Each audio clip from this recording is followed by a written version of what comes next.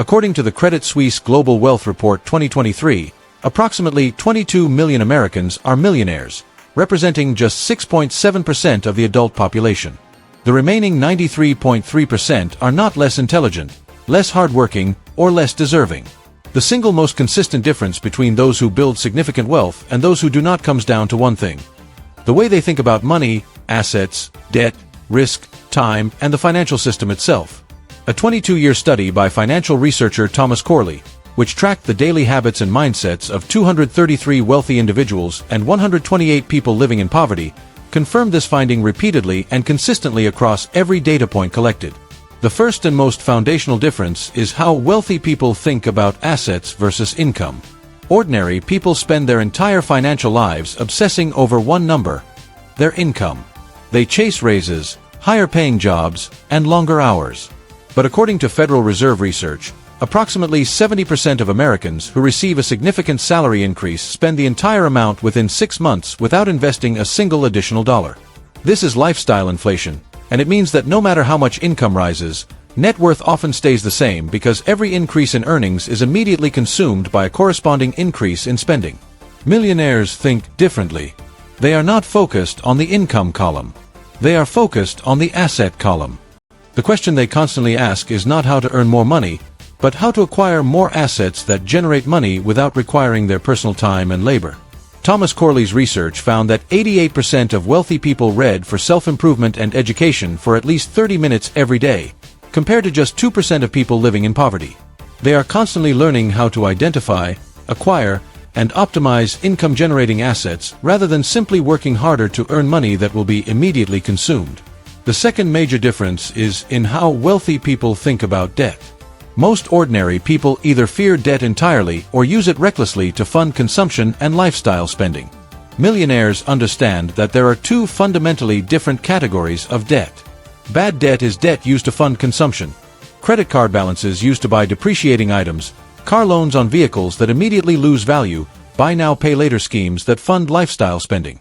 Bad debt takes money out of your pocket every month through interest while providing zero financial return.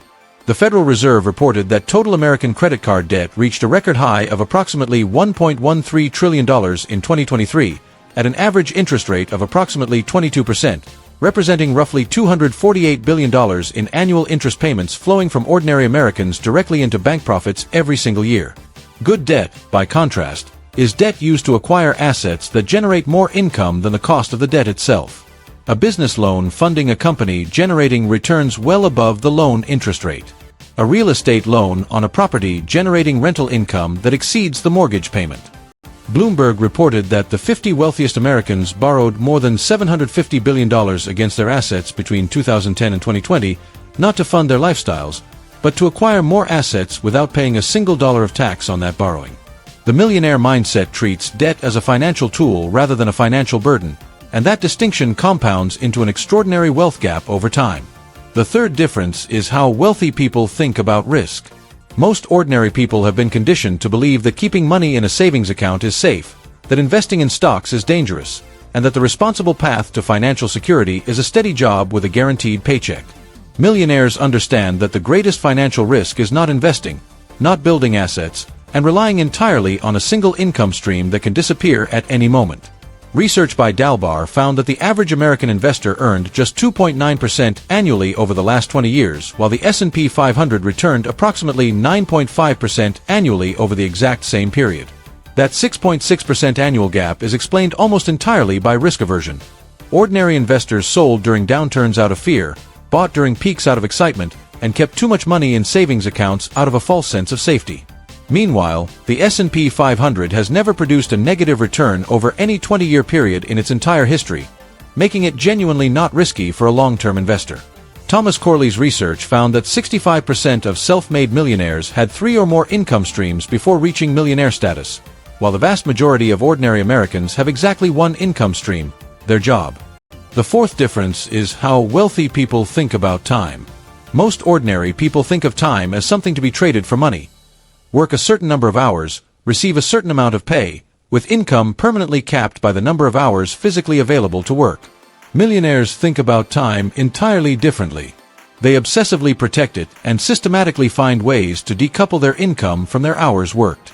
They invest time in acquiring knowledge and skills that improve their ability to generate wealth, understanding that 1 hour spent learning something that multiplies future earning capacity is worth far more than 1 hour spent performing current work at a current hourly rate. The concept of leverage is central to how millionaires approach time.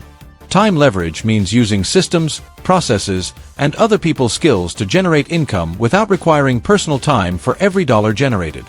Federal Reserve research shows that the top 1% of Americans have an average of approximately 4.5 income streams, while the bottom 50% average approximately 1. Each additional income stream a wealthy person creates generates money completely decoupled from their personal schedule, compounding quietly and powerfully in the background while they sleep. The fifth difference is how wealthy people treat financial education.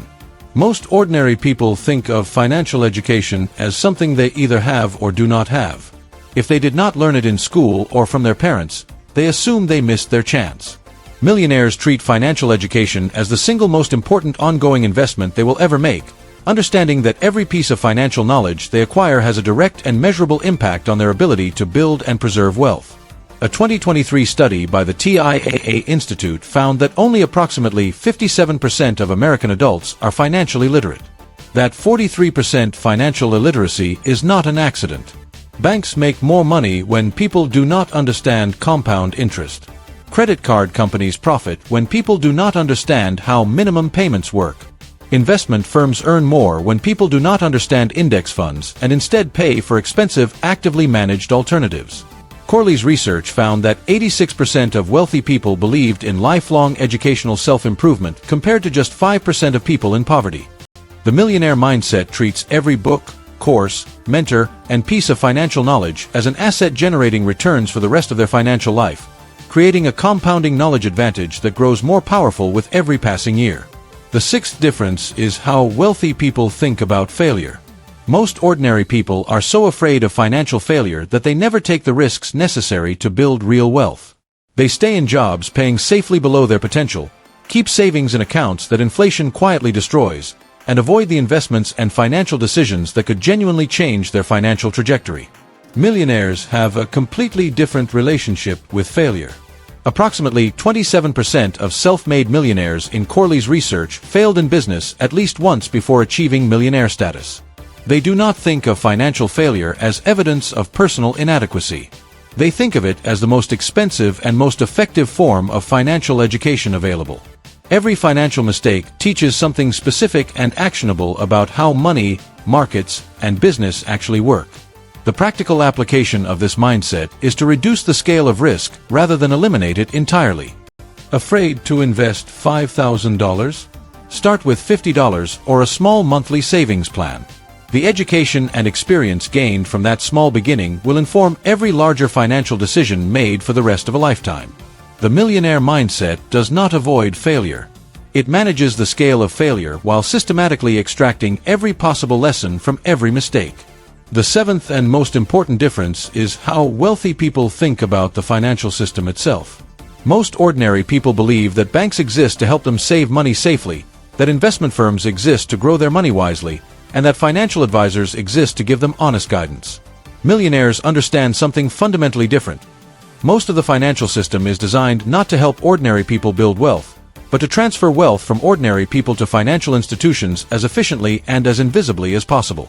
The global financial services industry generates approximately $22.5 trillion in annual revenue according to the McKinsey Global Institute, and a significant portion of that revenue comes directly from ordinary people who do not understand the products they are buying, the fees they are paying, or the conflicts of interest embedded in the advice they are receiving. A financial advisor offering a free insurance and investment review has a powerful incentive to sell products from the company they represent regardless of whether those products genuinely serve the client's interests. A bank advisor cannot recommend the best index fund strategy because they can only advise on products the bank authorizes them to sell. The millionaire mindset approaches every financial product, advisor, and institution with one critical question: who benefits from this arrangement? That question alone reveals more about the true value of any financial decision than any sales pitch or marketing material ever will. Begin treating the asset column as more important than the income column. Every financial decision should be evaluated based on whether it adds to assets or adds to liabilities. Distinguish ruthlessly between good debt and bad debt, eliminating bad debt aggressively while using good debt strategically to accelerate asset acquisition. Redefine financial risk by understanding that the greatest danger is not investing and failing to build the multiple income streams that protect against the vulnerability of depending on a single employer. Invest in financial education every single day. Read personal finance books consistently. And always follow the money. In every financial relationship, product, and piece of advice received, ask who benefits from this arrangement, because the answer will always tell you more than anything else. The gap between the 6.7% and the 93.3% is not a gap in income, intelligence, or opportunity. It is a gap in financial mindset. And that gap is learnable, teachable, and closable by any ordinary person starting with the very next financial decision they make.